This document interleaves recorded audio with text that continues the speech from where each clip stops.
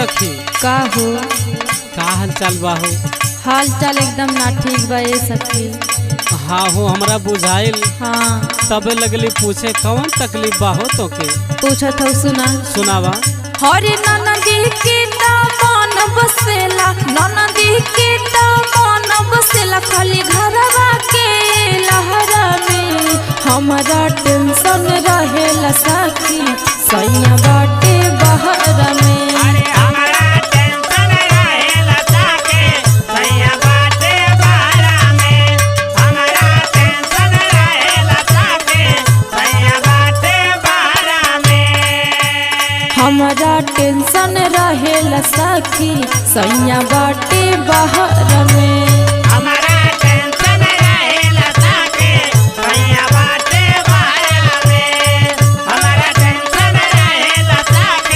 सैया बाटे बहरा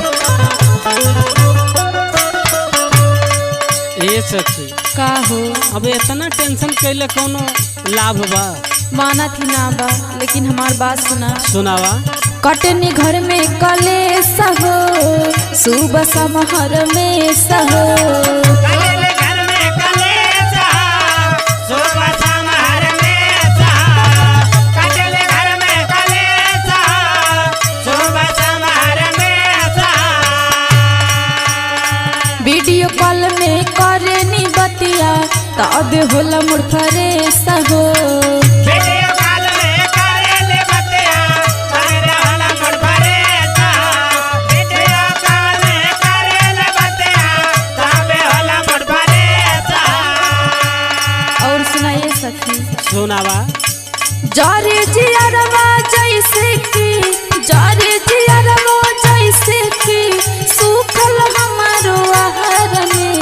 हमरा टेंशन रहेला सखी सैया बाटे बहरा में। हमारा टेंशन रहेला सखी सैया बाटे बहरा में। हमारा टेंशन रहेला सखी सैया बाटे बहरा में।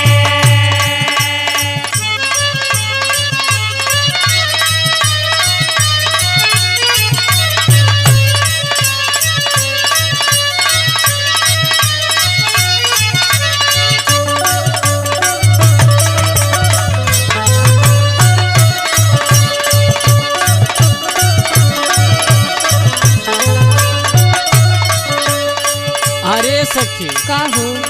काहे इतना उधराइल बाड़ू हो? उधराइल ना है सखी, हमार बात सुना। सुनावा। लगेला नाही मनवा हो, सुना बाटे भवनवा हो। लगेला नाही मनवा सोना बाटे भवनवा। लगेला नाही मनवा सोना बाटे भवनवा।